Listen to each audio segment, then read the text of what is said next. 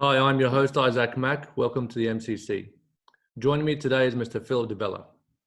Phillip is the founder of Di Bella Coffee and chairman of his own group of companies. Phil's love for business and entrepreneurship stemmed from an early age. His natural people skills led to a career in hospitality and 9 years at Brisbane's landmark Cosmopolitan Cafe, where he earned a reputation for his coffee skills, his business acumen, and outstanding customer service. During this time, he completed a Bachelor of Commerce. Now, in 2002, Philip's passion for coffee led him to start a coffee roasting operation in the suburb of Bowen Hills, Brisbane. He named this company Di Bella Coffee. Over the following 10 years, the company continued to thrive and expand. The speed of this growth was recognized in 2006, 7, and 2009 Business Review Weekly Fast 100. Di Bella Coffee went on to become Australia's largest specialty coffee company. Phillip Di Bella's entrepreneurship has been celebrated many times over the years, from the Entrepreneur of the Year Awards, Customer Service Awards, and Business Owner Awards. Phil is highly involved in community projects as well, and as a result has received the Lord Mayor's Corporate Citizenship Award in 2009 and 2014. In 2010, Phil Di Bella became the world's youngest recipient of an Italian knighthood, bestowed with the Order of the Star of Italian Solidarity for contribution to the Italian community. Phil, welcome and thanks for joining us. Thanks for having me. It's a pleasure. Firstly, I've got to ask you, have I missed anything there in the awards and achievements? Because I think I need a breather. Oh, shit, mate. It's been a good journey. It's been a good journey. It's always, it's good memories when people read back, even though it sounds a bit weird when people are reading about you, but it's always brings back memories. Like when you mentioned the community award by the Lord Mayor and stuff like that. And obviously the Italian knighthood, which was a bigger, great honor for me, but my parents loved that obviously even more than I did. But yeah, it brings back good memories. Brilliant. And what was that like? I mean, to receive an Italian knighthood? Oh, it was a shock because the youngest, and the reason I know I was the youngest in the world is because you have to be 35 to receive, that honor. And most people are in their 50s or 60s when they do. And I got the phone call from the Italian consulate on the day of my 35th birthday. And he said, I've got something that I need to talk to you about. You need to come to my office today. And I thought, here we go. Well, what have I done wrong in the Italian?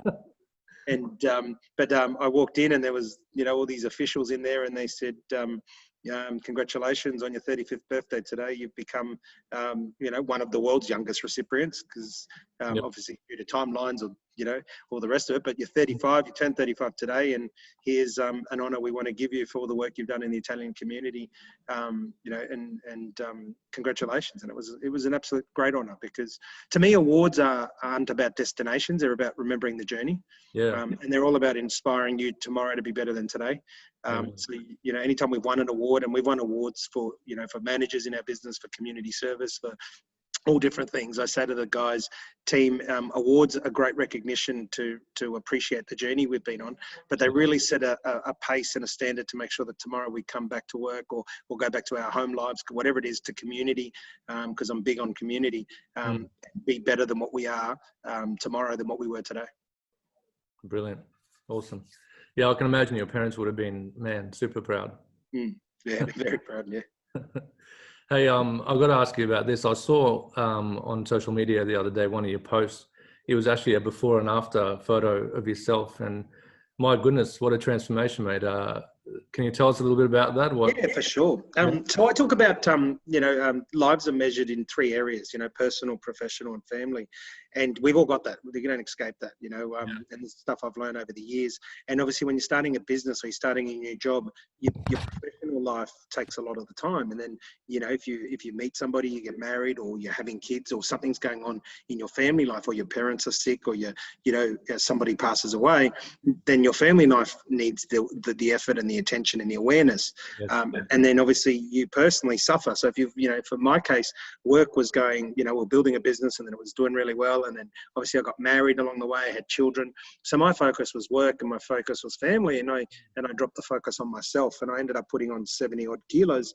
Wow. And when you're putting it on slowly, that's 70 odd kilos over say 12, 13 years.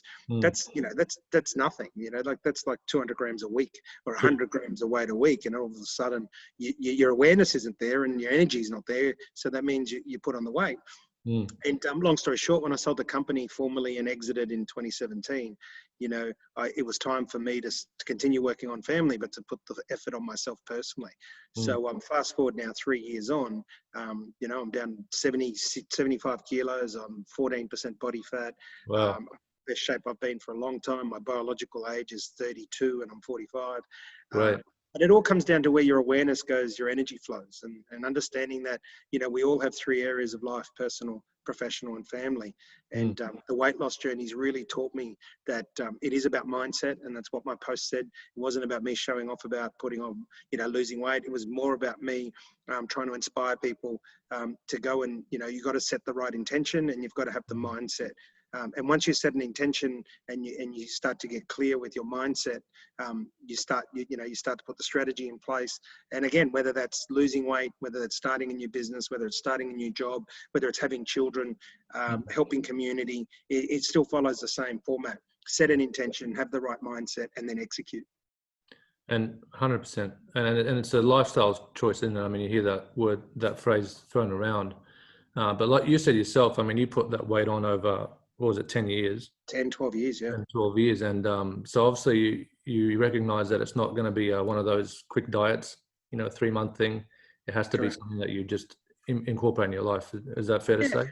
Yeah, it is. And you have to set the intention and the mindset and the execution. And for me, I actually eat more food now in a day than what I did before. It's just that I used to eat no breakfast, no lunch, and eat dinner like a good Italian boy, sit down and eat all your meal in one. And then your body can't burn it. Your body doesn't burn it because, as you know, we used to play soccer together and that. I mean, I was overweight, but I was actually still quite fit. I mean, I had a boxing match at 167 kilos against a guy that had abs and he was ripped. And by the end of it, I won the match. He was nearly falling over and I was fine. I've always had strong mindset and being fit, but my body didn't play the part. So I actually went and got that operation. I went and had the gastric sleeve, which made my stomach smaller, which means I have to now eat small, but I eat often. So at the end of the day, I actually eat more now. But what it comes down to is, everybody is different. Like, so here's some people eat, they eat, and they never put on weight. Some people just look at food and they put on weight. What I say to people is understand what the problem is and go and get the resources to help you.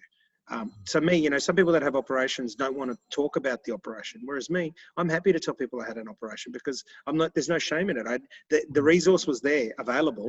I'm going to use it, and that's what people need to remember is you need the resources, whether it's joining Jenny Craig or Weight Watchers. Weight Watchers doesn't lose the weight for you. You got to do the work. 100%. But you use them as a resource to help you. And if that helps you and works, then great. I'm a big believer that, people want to judge things in life very quickly, but rather than understand it. And not everybody is the same and everybody responds to different resources. So my advice to people is, if you got a problem you got to fix, and in my case, it was the weight, have a look at what resources around you are going to help you and go for it. Brilliant. Love it. I was reading up one of your business motto is people's limitations are often self-imposed. And it really relates to just what we're talking about there. Can you explain that? Yeah, look, it's when I started in 2002, I was working for a business that I'd helped build the business, and everyone was earning good money, and people were like, oh, why would you want to go start your own? Don't. And that's where I learned that whole thing. Well, I got to back myself, or I'm going to let people put limitations on me, And it's not that I had bad people. My parents were one of those. Oh, son, think about it. You're doing well. You're earning good money, and they weren't coming from a bad place. They often the intention and advice that people will give you, especially ones that love you, is for your best interest. And that's why that saying, when I say, is so powerful, and I've got on the end of my emails, people's limitations are often self-imposed. Now, that doesn't mean everyone drop your jobs and go own a business, because not everyone needs to be a business owner. One of the great successes of Di Bella was I used to say to people, you can build your own brand within my business. You turn up and you're building your brand within our business. You don't have to go and open your own business, but if you do want to open your own business, go and do it. Don't let anyone put limitations. And then the clincher for me is having kids has taught me so much, right? My kids now are 12 and 10. And the language that we use with children is often, don't do this. You'll get hurt. That's going to go wrong. Whereas I start to use language like, have you thought about this? What do you think could go wrong? What's your intention here? Are you sure this is worth trying? So changing that language so that I'm trying to have an influence on my children, because you don't control children, you can only influence them, is Correct. to influence them to think, I'm not going to put limitations on myself. I want them to be careful and cautious, but I don't want them to be scared. And there's a big difference between careful and cautious and being scared. And a lot of it comes from the language you use in programming children when they're young, because they look up to their closest people around them, whether it's their parents, whether it's their brothers, sisters, uncles, aunties. They look up to the people around them. And if we're using the wrong language, then we're putting limitations on them without even knowing. Can't agree more. We've got a 3-year-old boy. He's a delight, full of beans, and man, keeps me on my toes. But I mean, interesting. I think we're on the same energy here, because my wife and I are reading a book by Dr. Spock, which was written in the 40s. And what you're just talking about there is what he talks about in the book, because he really encourages people not to use the word no with your kids, which, as you can imagine, ethnic family. That's not the way we were brought up, right? Yeah, don't do that. No. All the time. The amount of times I heard no from my parents, my goodness. Luckily, I had a hard head. Yeah, we'll join the club, right? Yeah. And it's so important. I mean, but we do it. We don't just do it at work, right? We do it at work. Sorry, we don't do it just at home with family. We do it at work. We tell our workers, no, you must come and do this and you must do that. And people say, how did you build the biggest business in your industry like for like? And I said, because I allowed people to explore. I trusted that they didn't come to work to make mistakes. Yeah. Right? And any mistake that did happen, it was an opportunity to learn, to be successful. I used to say to them, if you repeat the mistake 2 and 3 times, we've got a problem. But if you're coming to work to try something with the intention of it to be positive, then I can't get mad with you if it goes wrong, because otherwise you're not going to try things next time. And you got to remember, it's those that are brave and take action that change the world. You look at things that are predominant now, Apple with their iPhone, iPads that have changed the world, Facebook. These guys had to be brave. Right? They all had to be brave. Bill Gates with Microsoft and all these brands, whether it's Prada, Gucci, Armani, Ferrari, Lamborghini, there's a story of somebody being brave. Somebody hasn't allowed others to put limitations, and a lot of it comes from language. A lot of it comes from, a disposition to being surrounded by people that said, you know what, give it a go, and you've got to be. I mean, I'm in the middle of starting a new business, which will launch next year in 2021. And of course I get nervous. I get excited, but I get nervous. I mean, the nervous is what keeps you sharp, what keeps you, not arrogant, thinking I've done this before, so I can do it again. It's when I publicly speak, I always get a little bit of butterflies in the tummy and a bit of nerves, because it's those nerves that says, you know what, I really want someone to take something away from this. This isn't about me. This is about the audience. And if they're not taking something away from it, then I'm not doing my job properly. So I'd use that little bit of anxiousness and positive nerves to help me rather than stifle me. Brilliant. I mean, that leads me to what I think I wanted to talk about next, which is goal setting. And I've been told, a few times, and I've got a background in sales and different sorts of businesses.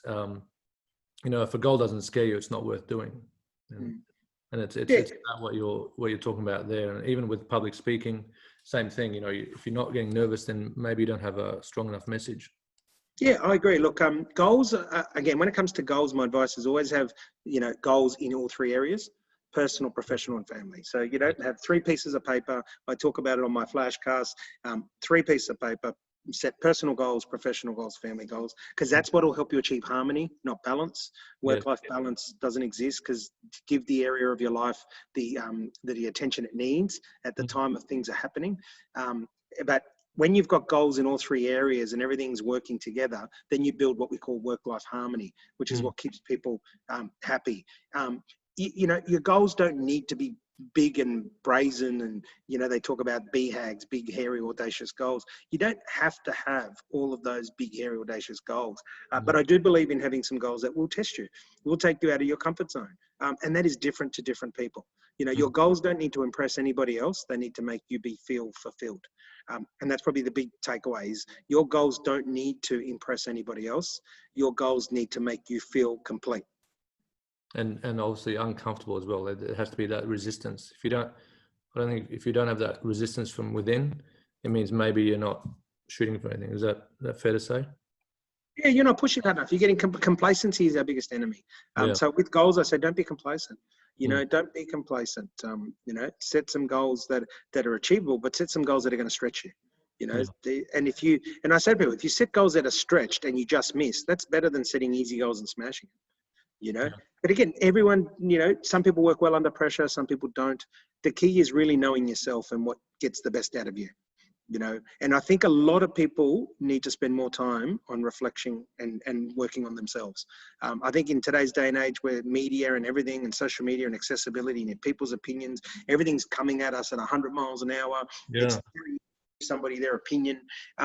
What people are doing is they're spending too much time working to, you know, to keep everyone else happy, or Mm. rather than working on themselves. Yeah. And it's something that I see key individuals that are really doing well, whether it's through COVID, whether it's through family issues, work issues, people that are constantly working on themselves and bettering themselves are really getting through it a lot better than those that are always looking for validation from external parties. Yeah. Very good. But it can be a bit confusing, Phil. I mean, I've spoken to a lot of the youth, you know, through our church, for example, and, you know, being ethnic, you know, I've got a million cousins out there, you know, so I've got cousins that are my age and ones that are just in high school and, you know, just entering the workforce. There's a lot of information out there, man. You know, I mean, there's some ridiculous amount of self-help books out there on, you know, and people talk about work-life balance, which I agree with you. I struggle with that concept for a while, but I love your focus on work-life harmony, you know, finding those three things. But I don't know, where does someone start? Because there's so much out there. Like, is it just... Well, it's a great question, and you know, and an opportunity. I haven't really spoken about this much. I don't often get asked that question. Yeah. Youth is where I love spending a lot of my time. I did when I built the business. I used to speak at schools. I still do, because I believe that's where you make change, right? You make change with kids from an early age right through to secondary school, even in university. You know, as an adjunct professor for 9 years now, I've been able to, you know, help a lot of people at university where I talk about degrees not enough. You need to be able to have people skills, not just good grades. But the key is, I think, stop and reflect and remember how we came into the world. We're not born learning how to run. We're not born, you know, knowing how to eat. Yes. You know, we're born and it's one step at a time, right? We're born and we learn to feed, to eat. Then we learn to speak. Then we learn to walk. Then we learn more how to speak better, to walk better. You know, and everything is a procession and an evolution. And I see it now in business, or whether it's even starting a job. People start a job and within 2 days they think they're experts, or they think they know, you know, they can pass judgment, or they think that because they've got a good logo and a good name, they're going to have a great business. People have forgotten to go back to how it was that we evolved, you know, and people need to, right, simplify things. They need to come back to basics. So when it comes to starting a business, I say to people, what problem are you going to solve? If you're not solving a problem, you don't have a business idea, right? If nobody, who's your audience and who's going to buy it? Whether it's a product or a service. And if you know, if I was just selling coffee in 2002, I would have gone broke because you could buy coffee from 2,000 places. Exactly. What I did different was service. I said, I'm going to help cafe owners make money. I'm going to help them. I'm going to train their staff, help them with their menu design. I'm going to do something different as a supplier. And that's what made it. Now, you know, now everyone's doing that. So you can't just supply coffee or service in our industry anymore. You've got to actually solve problems. So everything becomes an evolution. And so what my advice to the youth is, firstly, slow down. You know, get rid of this pressure. Pressure builds anxiety, right? Get rid of this pressure that you have. Sit down with a pen and paper. You know, some people are good at drawing. I'm not. I'm shit, right? I'm terrible at it. Some people are great at drawing. Draw pictures. What does your life look like? What do you want? And we call that setting an intention. Right? So set an intention of what it is you want to achieve. Is it in personal, in professional, in family? Now, of course, young people, professional is school. So set your intention at school. Do you want to get, you know, grade A's marks, B marks? Do you want to just get A's for effort and you don't care what the other grade is? Whatever the intention is, set an intention and then build a roadmap on how you're going to achieve it. You know, and remember to slow down. Because what everything's taught us, and I'll give you, my dad uses this analogy great, right? And my dad never went past grade 3. He has my kids in stitches when he explains his schooling. He goes, I went to school for 8 years, but I never got past grade 3. But my dad's got one of the best mathematical brains you'll ever, you know, work out, because he's a practical learner. But he says to my kids, he said, when I was young, I used to have to walk 5 kilometers every day to get water. So every day we would go out with containers, walk 5 kilometers and come back. So it was a 2.5K trip each way. Mm. He goes, your dad, when he was young, he turned on a tap. And in Australia, you're lucky. Turn on a tap, you got water. Mm. So we evolved from having to walk to water to turning on a tap. He goes, now you kids drink bottled water like this, right? And he's pointing to them and he goes, see, now we buy you bottled water and you guys drink bottled water. And he says, the key is, what are your kids going to be doing with water? Wow. Because that's called evolution, Yeah. right? We walked, your dad turned on a tap and you guys are buying it. What's next? And that has happened. The speed of which everything happens, has just gone crazy. And I actually think it's going to go full circle. I think sustainability is going to be about community. Sustainability is going to be about less of what you have and more what you experience. And I think it's the generation that are young now, those that are right now between, that are born now that are 12 to 15, probably 12 years old now, that age group, 0 to 12. Yep. By the time they get to our age, it's going to be about community. It's going to be about engagement. Success will be measured, won't be measured in capitalism, possessions. It'll be quality of life will be measured in moments. It'll be measured in, in how they can be. Because, I read a great thing on, I listened to a great podcast from Tim Ferriss the other day. And one of his guests said, if insects were extinct in 50 years, humans would be gone. If humans were gone in 50 years, everything else would flourish. Yeah. Environment, animals.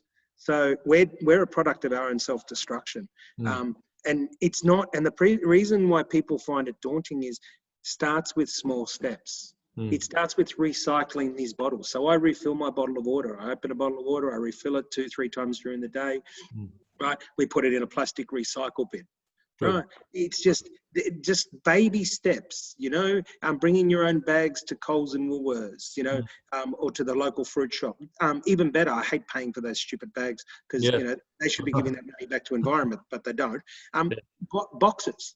New Zealand do it beautifully. In New Zealand, you don't need to buy the bags. They've got all these recycled boxes sitting there from where they get their produce for you to have for nothing, So little steps like that, turn off the lights when you don't need them. Make sure you've got LED. If everybody did the baby steps, then everything would add up. That's my advice in summary to the kids of today. So stop pointing and worrying about what's going on everywhere. Just focus on your own actions day to day. Yeah, there was a great podcast I heard a couple of months ago that said the Australian government has appointed Jim Hewson. So Scott Morrison has appointed Jim. I think it's Jim Hewson. He was a former politician. Well, his surname's definitely John Hewson. It is, yeah. John Hewson. John Hewson. He's now the chairman of this group that tackles 10 major issues they've identified that could end the earth. Wow. And it's it's obviously virus like COVID. It's plastics in the water. It's obviously global warming. It's nuclear arms. It's the depletion of water. So there's 10 different things that can end the world. And the biggest takeaway from that podcast for me was the reason that we're still in jeopardy. They've identified the 10 things, and there's now a committee together to bring attention to it. Is that people need to be? We need to be fixing all 10 things. Yes. But unfortunately, what happens is today it's global warming, and people think you turn up to a protest and you global warm protest that it somehow makes them responsible. Yeah. Well, you're not executing anything; you're just causing more trouble. Yeah. Now it's COVID. Yep. Right, and COVID's got all the attention, but what about the 9 other things? There's still plastics going in water. There's still, chemical warfare, chemical weapons being built. There's still water depletion happening. So what they're saying is that there's 10 things that have been identified that need to be, sorted. So all 10 need attention. Otherwise, we're not going to exist in how many ever years to come. Now, business is no different. Children are no different. We expect our children to be great at sport, great at maths, great at English, great at this, great at that. How about we just take the pressure off them, right? And let kids be kids. Let them learn the basics. Let them go on the journey. Let them help understand harmony. And, more importantly, let's teach our kids to care for community. Amen. Care for themselves and care for others, because that's single-handedly what's going to make the difference in the future, is teaching our young people of today to care for themselves first, because if they don't care for themselves, they're never going to care for anybody else, right? And then to care for their community. And if they care for their community and forget the big noise, change starts immediate. Change starts with you.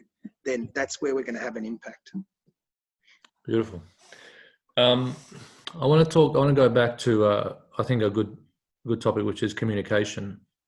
We spoke about, I love how you say you believe it's going to go full circle. People are going to become about community, which I agree with. And, that vision looks amazing. But I mean, 20 years ago, I think when I met you, Facebook didn't exist. A lot of these things weren't even there. So naturally we communicated more. I think we just spoke more, whereas now you've got these things, these iPhones and what phones that basically rule our life. And I think the kids of today are communicating mostly through that rather than face to face. Right? Yeah. Do you have, I suppose, any tips for, kids? Because I think it's a very important skill when you agree, like in business and life. Any tips for helping them with their communication skills? Yeah. Well, two things I often get asked is what makes people successful. Yeah. And I say, what makes people successful are those that are, have got the habit of doing what other people are not prepared to do. So the people that, are prepared to do what others are not prepared to do often makes people successful.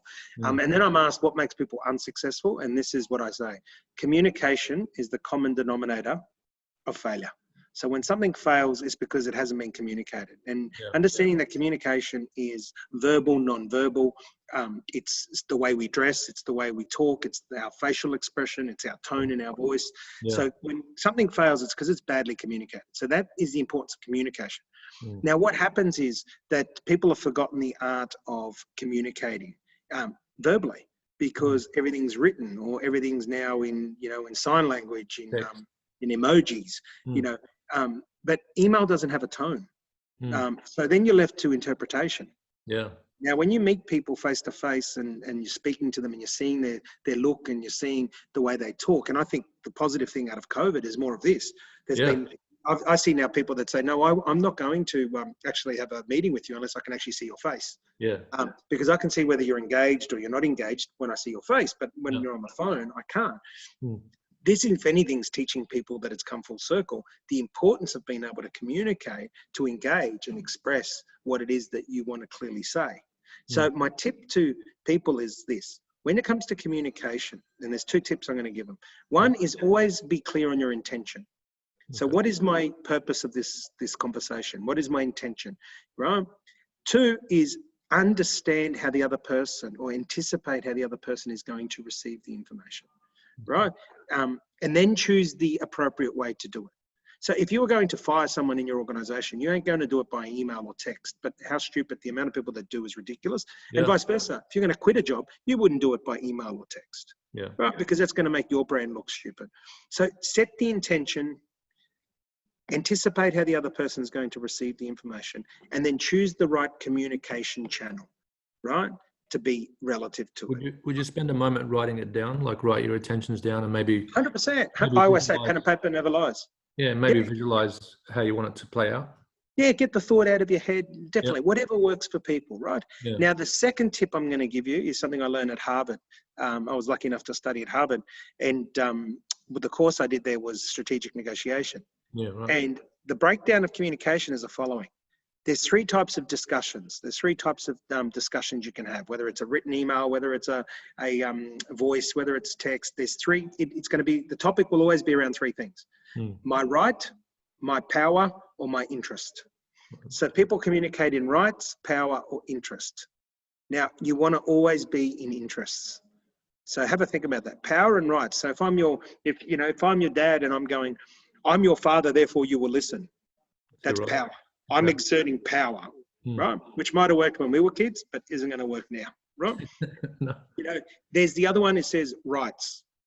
Because I'm your dad, I can tell you this. Yes. It's my right as your father to tell you this. Yes. Or there's interest. Son, daughter, I'm telling you this because I want you to learn from it. And the discussion is interest. Now, understanding that you've got to come from a place of interest will change the way you communicate. So understanding, and that goes back to the other one. Intention, anticipation, execution. And underpinned by making sure that the intention is in the interest of the other party. So when I communicate poorly, it's because I've gone to rights or power, or I've chosen the wrong form of communications, tool. When I communicate well, it's because I'm clear about the interest of somebody and I've chosen the right communication channel and tool. I love it. I've written that down. Power, rights, power, interest. Brilliant. And that's why lawyers make a lot of money. You know, if you think about it, lawyers make a lot of money out of a case that goes well. You know, and I got a lot of lawyer mates, but we have this. I married one. Oh, well, you'll know, right? It's why do they bill every 6 minutes? The longer the issue goes on, the more they're billing. I mean, sorry, it is what it is. Yeah. You know what I mean? Whereas some lawyers I know now are starting to say, you know what? No, I'm not going to pay by the minute. You're going to pay me by the outcome. If this outcome's worth $100,000 to you, I want 10%. I've seen that advertised.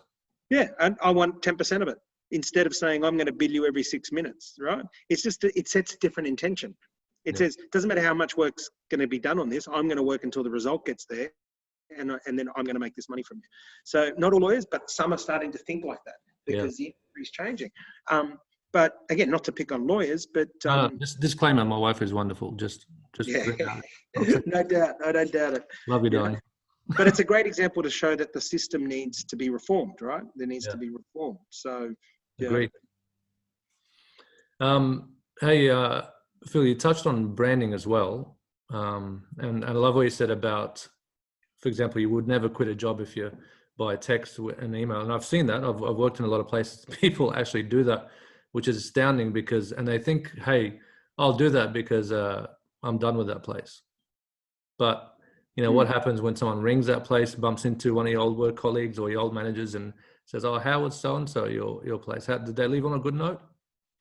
So branding is within, I think, whatever job, company you work for, and I think the way you carry yourself in life. What's your take on personal branding? Yeah, look, it's big. It's what made the business what it is. Branding's an area that I specialize in. And people say, how did you get all people to work so well in your company? Like I had over different businesses, it was over 400 staff. Yeah. And it was because it didn't matter what age you were. I used to say, care about your brand. Care about your brand. When you turn up to work, care about you first, and then you'll care about me and the company. And I say to people, brand is what somebody says about you when you leave the room. So for the young audience. Reputation. Yep. So the young audience in the room that are going to listen to this or listening to it, remember this.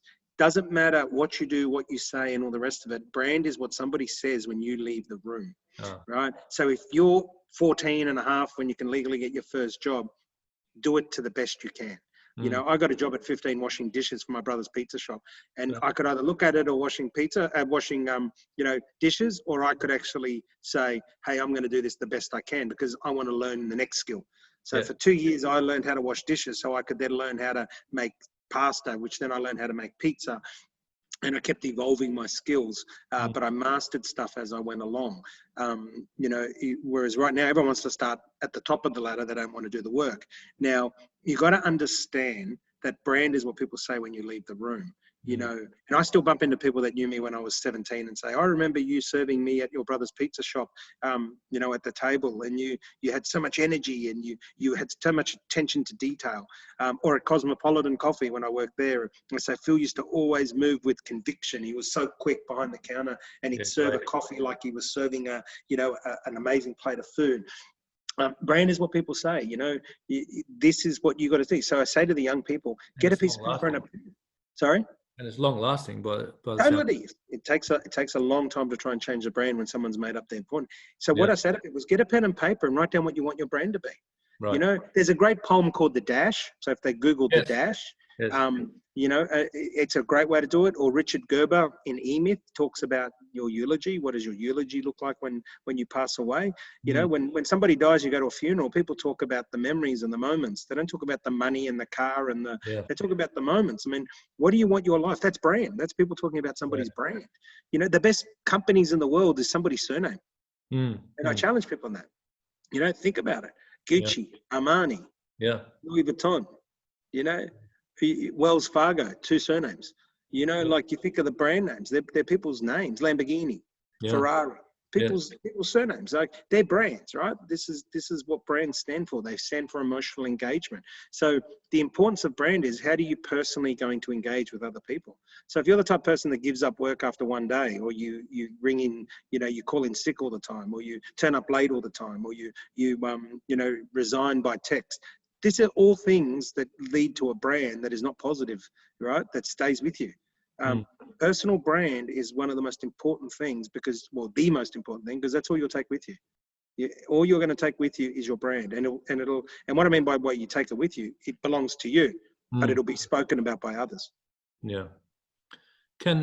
Speaking of brand, I mean, can that be helped or tarnished by the circle that you hang around? You know, like as Totally. business? Look, it's been proven. You're the sum of the 5 people. You're the sum of the 3 people. It doesn't matter what the number is. Yeah.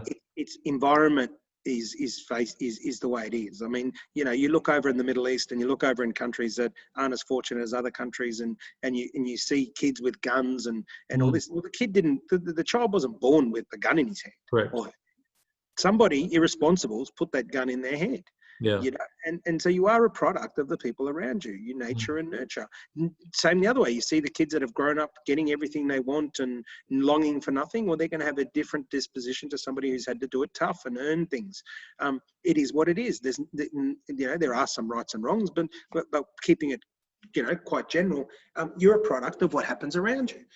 You learn different skills by everything that you have to go through in life. I had to learn. I started the company with $5,000. I didn't have an endless budget. So I had to do things different. And one thing that makes me nervous now is that my budget, obviously, I'm starting the next business with a lot more money. It actually makes me a little bit nervous.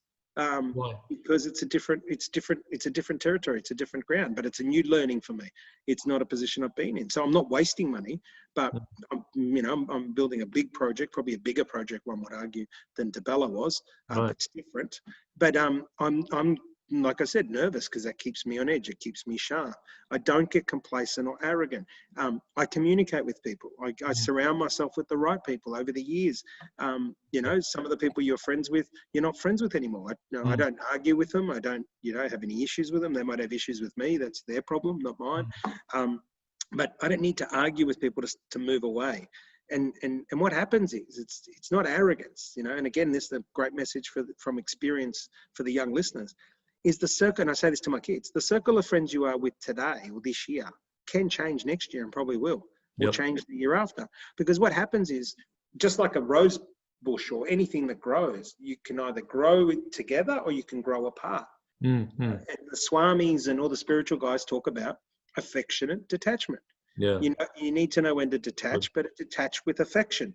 Don't attach when you're angry. Don't detach when something goes wrong. Try and detach with affection and understanding that somebody's traveling in a different direction than you are, and that's okay.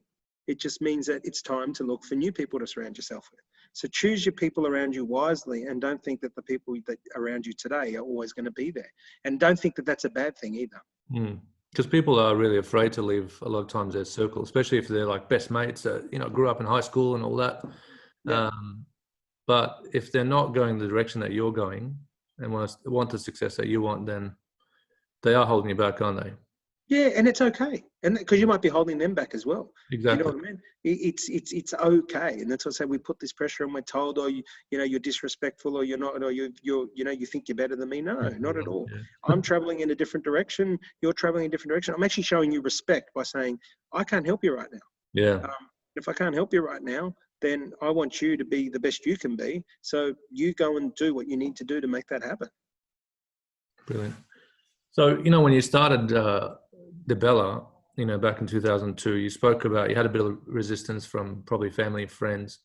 How did you get through that? I mean, did you have mentors in your life that you looked up to and went, you know what, I understand what you're saying, family, friends, but I want to be like this person? Look, I didn't have a mentor as such. What I do well is I ask a lot of questions. So I like meaningful conversations. I don't like bullshit conversations. I like meaningful. So I would talk to people. Even when we used to play soccer, I would ask people questions. Like Mark used to be in a family business, and I said to Mark, who married my cousin, Mark, how do you deal with this when, if your dad wants to go one direction and you want to go in a different direction? Or, I'd always ask. So in short, everybody was a bit of a mentor. I learned little things from people. One thing that I did different that I don't hear about often, but was very successful for me, I would research companies that didn't work. Some went wrong, I really research it. I'd want to know why and Yeah. try and learn to make sure I don't make those mistakes. So, because what happens is sometimes we get caught up in mentors. And I see people ask me, will you mentor me? Will you mentor me? And that's why I started the Flashcast, right? Yes. Because I said, rather than mentor you, I can release a Flashcast every week that helps people grow in different areas and True. ask me questions, and I'm happy to talk about it. And that way I'm not touching one, I'm touching thousands of people, right? Yes. But the one thing I always said is people expect you to have this magic nugget of gold that's going to, because Phil Di Bella told me this, it means I'm going to be successful. Yeah. I'd be so stupid to think that because I told you something, I'm going to make you successful. The only person that's going to make you successful is you. So my advice to people is learn from everybody, especially those that make mistakes. Learn from everybody, right? Have meaningful conversations. Have conversations with people that get it right. Have conversations with people that get it wrong. Wisdom comes with age and experience. So the older generation is fantastic to talk to because they've had more experience. So people that have had great experiences in life, good and bad, they're the ones we're going to learn from. And if you talk to the older generation today, they're the ones that will tell you if people don't get back to community values, if people don't get back to meaningful conversations, the world we know it is not going to be around. Yeah, agree. Our kids won't see their kids grow up to have kids if we don't get back to basics. And that's not me being a martyr. That's me talking to people that are a lot older that are saying the world has forgotten how to have meaningful conversations. They've forgotten how to care for each other. They've forgotten about community, like, holding a door open for somebody or somebody breaks down at the lights, getting out of your car and helping them push the car to the road. How often do we see that these days?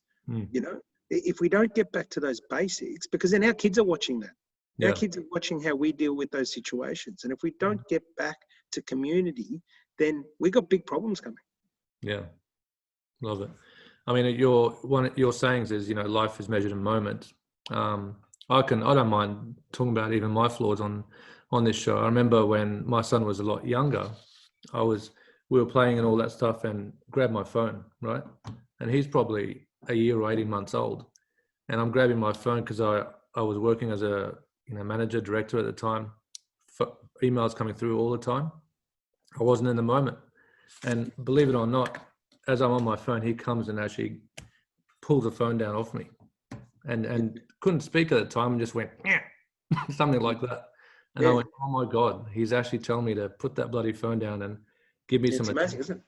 Yeah. And it's important, right? Because, it's important. It's about our kids will be our best teachers.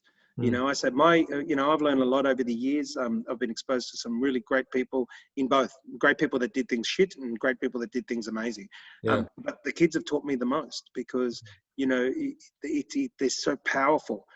Just like pets are great because they teach you. We just recently got a dog 8 weeks ago.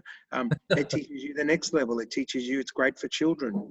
It's great for adults. It teaches you so much about having a pet. In terms of responsibility, communication, constant training, consistency of behavior, the basics. These dog trainers, they don't train the dog, they train the parents. They actually train the owners because the owners will get it wrong, right? I agree. They scream at the kid animal, or they chase the animal so the animal thinks they're playing. All sorts of things. We get it wrong not because we want to get it wrong, because we just don't know any different. So you surround yourself with people that can teach you. And I think it's so important for children to understand that. Surround yourself with people that can teach you, people that are helping you want to be the best. Rather than understand that if somebody's having a go at you or you think they're having a go, they're actually talking to you to try and help you be better, right? Correct. And that's what I talk about, respect. But in order for people to respect you, they've got to trust you. So, with our little dog, little Luna, she's not going to respect you if she doesn't trust you. She's got to trust that you're going to look after her, you're going to feed her, you're going to take her to the toilet, you're going to walk her, and you do all that, then she respects you. And you see the way she respects you. She'll listen, you say sit, she sits, and she's only 14 weeks old, right? Wow. You tell her to go to bed, she goes to bed. She knows at night time when you put her in her bed and put the blanket over the top of the cage that it's time for sleep, not time for barking. And she shows respect in that way because we respect her and she trusts us, And it's no different whether it's politicians, whether it's business, whether it's parenting, whether it's friendship. If you respect somebody, you trust them. If you trust them, you respect them. And that's the way it works. That's the ecosystem. But we have, and I keep saying it, but we've got to get back, remember too, like I say to my kids now when I pick them up from school, it's not just about how was your day. I'd say, what was one thing that happened today that you're grateful for? Beautiful. or did you do something today to help somebody else? Because what we're forgetting to be as a society is, and this is why we did well in business, is being in service to others. Good. And it's not just when you own a business. You've got to put yourself in service mode, whether it's service to community, whether it's service to family.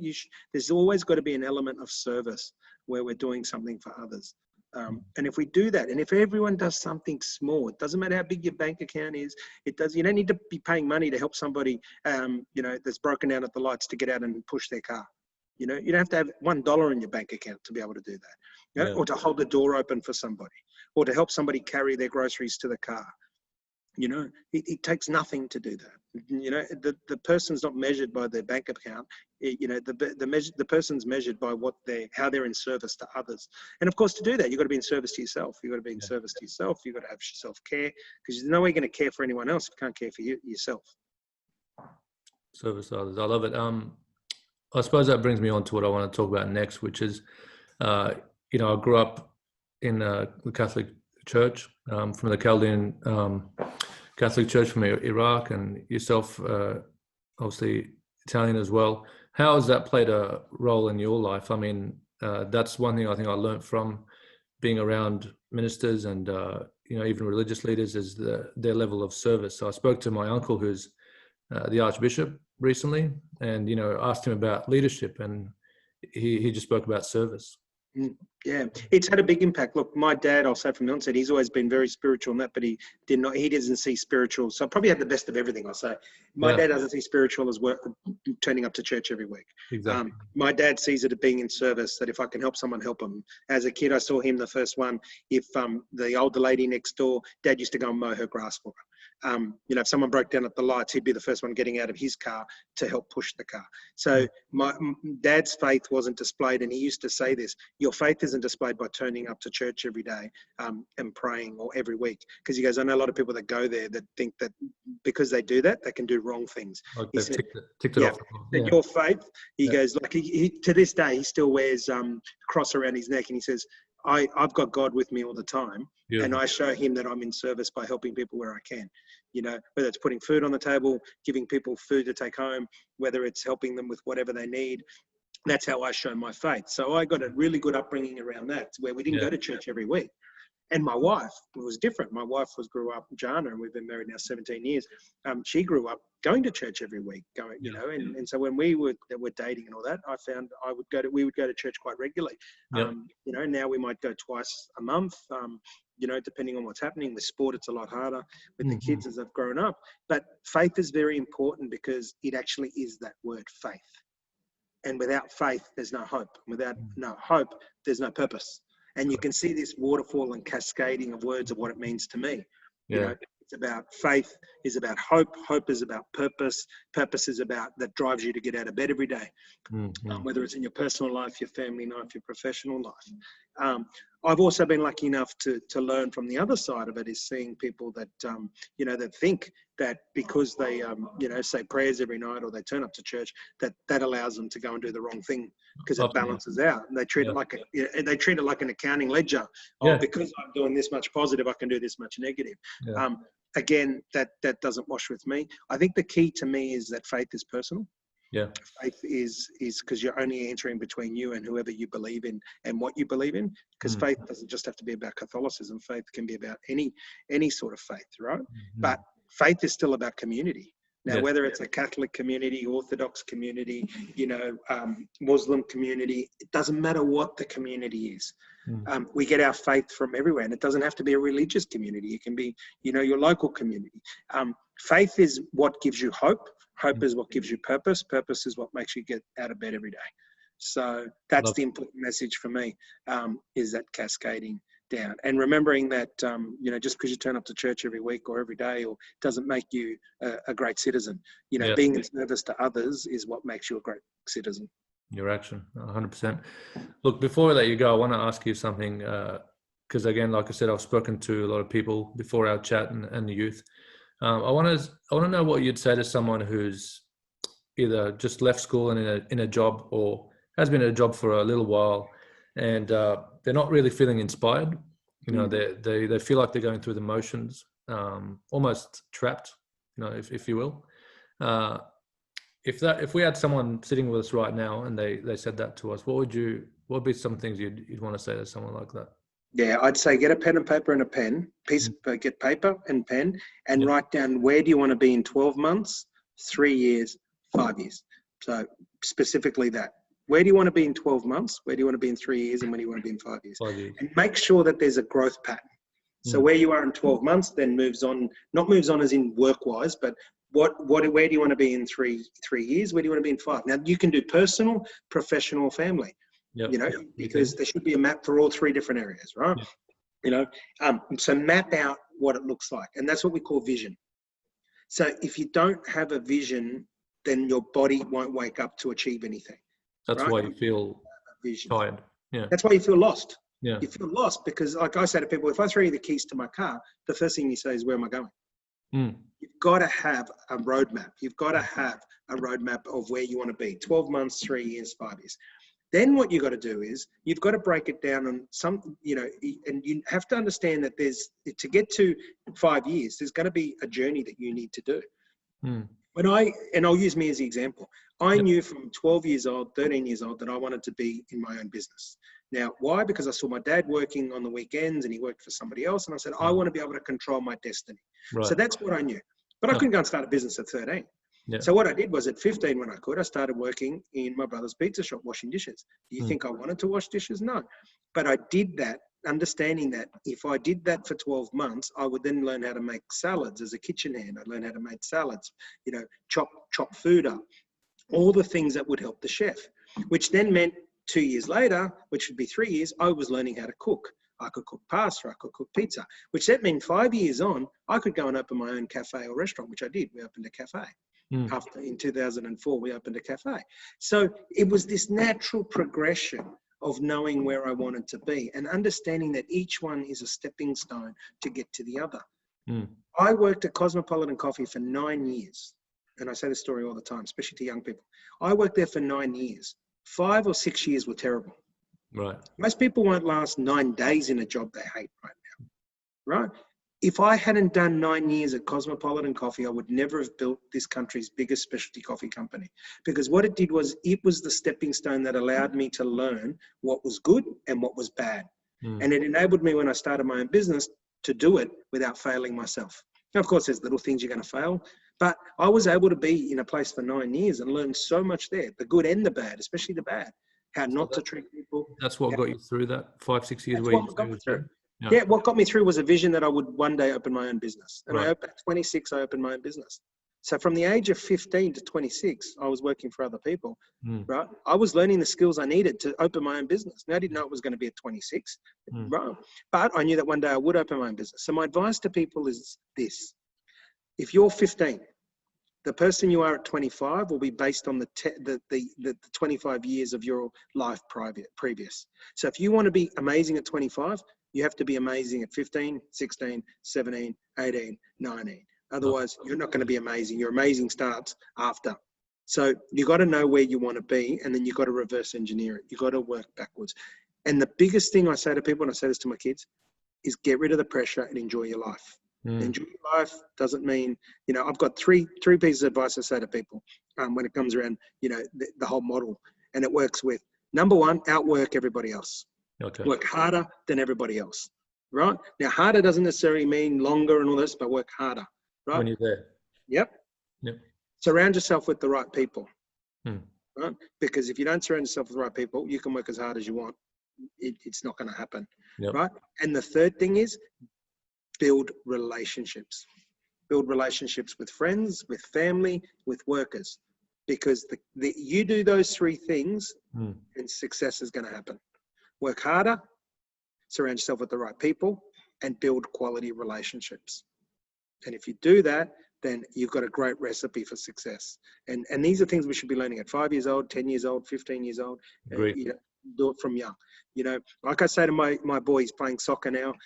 You'd love it. He's playing soccer. You know, Saturdays because he's playing club and school. You know, and so he's wrecked. Like this morning he didn't go to school because woke up with a head cold, massive headache. Outwork. You know, you go there and you work as hard as you can. in your game. It doesn't matter you played a game this morning, you chose to play club as well, then you play as hard as you can. You run as hard as you can. You put it in, as hard as you can. You surround yourself with the right people. He's got great teammates. That's why he wants to go. He doesn't want to let them down. Good. Right? So it's so important, right? And then he's building good relationships. So he's one of 4 people in the team that play 2 games every Saturday. And you should see the respect that everyone has for the players. Yeah. And the respect the coach has for the players, especially those that play 2 games, especially on Saturday when it was raining, right? So, it's a model that starts, and he's 10. It's a model that starts early. I say you start something, you finish it. You can't just give up on it. So, and do I get it perfect? No, of course not. But that's part of my journey. I'm not going to get everything perfect. I've got to work on being better tomorrow than today. But, we do put a lot of pressure on ourselves. We put pressure on our kids. We push pressure on our family, our friends, brothers, sisters, whatever. And some people say, "Oh, pressure makes diamonds." Yeah, but pressure always it leads to a lot worse things than diamonds more often. So we need to make sure that we're really there, and we're being guiding, nurturing, and being part, like Gandhi says, which is one of my favorite. Be part of the change you want to see. 100%. Look, you've given, especially you, some amazing advice, and for anyone, some great advice. I can just hear some of the people saying, the ones that are in a bit of a rut. Yeah, but I just feel tired. I don't have the energy. Someone like Phil, he's always upbeat. I've been to, I suppose you call them success seminars, where I've actually heard that in the background. People saying, "Oh, yeah, look at how much energy he has. I don't have that energy." One thing that changed my life is I heard someone say, "You don't get energy from anywhere. You actually release energy, and then that comes from where your vision is." So, would you agree with that? I mean, that's the people that have got energy, they've got the vision. Yeah, it comes from you. I say to people, I used to look like a Buddha, but if you rubbed me, I couldn't make you successful. I can be as passionate, inspirational, whatever it is, but you've got to feel it comes within you. One of the resources which I really love the listeners to look up is Dr. Joe Dispenza. Yes. Dr. Joe Dispenza is awesome. And anyone that's in a rut right now, anyone that doesn't have the energy, I've sent his work out to thousands of people. Awesome. 2 things. One, download Flashcast by PDB, one word. Flashcast by PDB. I talk about this stuff on there. I talk about other stuff. And then the other thing is look up Dr. Joe Dispenza on YouTube, because he has some great stuff about mindset. And I follow his stuff all the time. Like, last week I was feeling a little bit, less motivated to get back into the gym. And because I was getting distracted with work stuff again. But I was listening to his stuff about change only happens if you step forward. He says you got to jump in the river. If you don't jump in the river, you can't float, you can't swim, you can't travel the river if you're not in the river. So a lot of people want to travel the river without getting in the river. If you want to feel passionate, inspired, you have to jump in that river and do the work. You don't do the work, you don't get it. Now, you're going to hear this word all the time, mindset. Yeah. I do an exercise with people all the time. So if we had these people in a room, this is what I'd do with them right now. Yep. I'd get them to close their eyes, and I'd get them to visualize, right? And I visualize, and I do the lemon and the Mars bar. And I get them to visualize the lemon and pretend they're cutting it, eating it, biting into it, and you should see their faces, right? And then I say to them, right, we've put the lemon away, we've got the Mars bar, we're unwrapping it, we're eating it, it's sweet, it's juicy, it's nice, and you should see their faces. And then the lesson out of it is, your body doesn't know the difference between reality and non-reality. Reality, yeah. You know the difference between conscious and subconscious. So when I'm talking you through how a lemon tastes, you're actually feeling that in your mouth. Yeah. When I talk you through what a Mars bar tastes like, it goes the same thing. Your body reacts. That's the power of mindset. So if you're telling yourself that, hey, I'm going to get through this because I've got the tools, or I'm going to get the tools to get through this, or I'm going to achieve this because this is what I'm going to do. And it's all action-based, not just blah, blah, white noise. Yeah. Then 9 times out of 10, it's going to do it because your body will follow it. And I learned that through the weight loss, is that when I was telling myself, oh, there's no use being healthy, I'm not going to drop the weight, versus I'm going to lose this weight, and this is why, and this is how, and I visualize how I want to look and how I want to feel, then the body starts to take the actions that it needs to achieve it. You know, so that's the words I'd say to people right now is, don't get stuck in how you feel in that now. Acknowledge it, understand it. And again, this is Dr. Joe Dispenza's work. Understand it, acknowledge it, take it face on, get in the river, and then start making the steps and the changes that you need. Love it, sir. Let's rewind. Best advice you could give yourself, your 18-year-old self, the Phil Di Bella, knowing what you know now, if you could go back. Don't be in a rush. Okay. Yeah, don't be in a rush. Remember that Rome wasn't built in a day, but it was built. So some people take it too slow, but don't be in a rush. At 18, I probably wanted to rush a lot of things. So, you know, I don't have any, you know, regrets of where I am, but if I was telling my 18-year-old self, slow down in certain areas. You don't have to do it all at once. You'd probably give you a quote, life is measured in moments. Yeah, I love them. I mean, I've just released today on Flashcast, we released my favorite quotes and what they call philisms. You know, life's measured in moments, be the best you can be. You know, people's limitations often self-imposed. You know, and I share some of the ones there that aren't mine. They're somebody else's, but what they mean to me. Yeah. You know, because I think these are all things that are mindset. These are setting intentions, and you'll see those words keep coming back. But I think there's got to be a will. Well, I know there's got to be a will and a desire to be better tomorrow than today. 100%. You know, there has to be a will and a desire, and understand that you've got to do the work. You've got to get in the river. Someone can't jump in the river for you. Brilliant. Now, before I let you go, we're just about to wrap up. Something very important to me, and I think it's important to the viewers. You're a dad. I'm a dad. Yes. Best dad joke. Oh, geez. Best joke. I don't really have dad jokes. I mean, and I'll tell you why. My daughter, she's 12.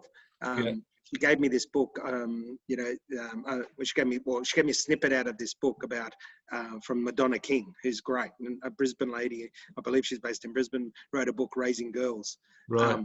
And in that book, it says, for doing that. well, in the book, it says, don't have dad jokes. It actually pisses your daughter off. So she gave me that a few years ago. So it stood out. No dad jokes. So unfortunately, I can't help you there. But definitely, you know, I will tell you what they do say, which is hilarious. Because I've had them on the Flashcast, and I've interviewed the kids, you know, through COVID, through bullying at school. I've interviewed them, so listeners get a perspective from children, right? And they'll get in the car sometime, and it might be playing where I'm listening to one, or it's popped up, you know, just to hear it back and to see what, you know, how it's sounding, is it resonating? And so they will turn out and they will say, please, Dad, no more inspirational speeches about, you know, something on the way to school today. We can just listen to your Flashcast. So they do put shit on me in a different way. So, but it's good. I encourage it, because I mean, whilst I'm their parent, and there's got to be that level of respect where I'm also their friend.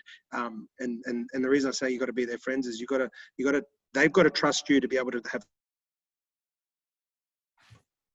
communication and conversation with you. Because if they don't trust you, they won't have the conversations. Agree. Well, I might give you one then, since if your daughter's getting on your nerves. Since you're in hospitality, this is one I heard a little while ago. So, did you hear that they built a restaurant on the moon for all the astronauts? No. Apparently, the coffee's good.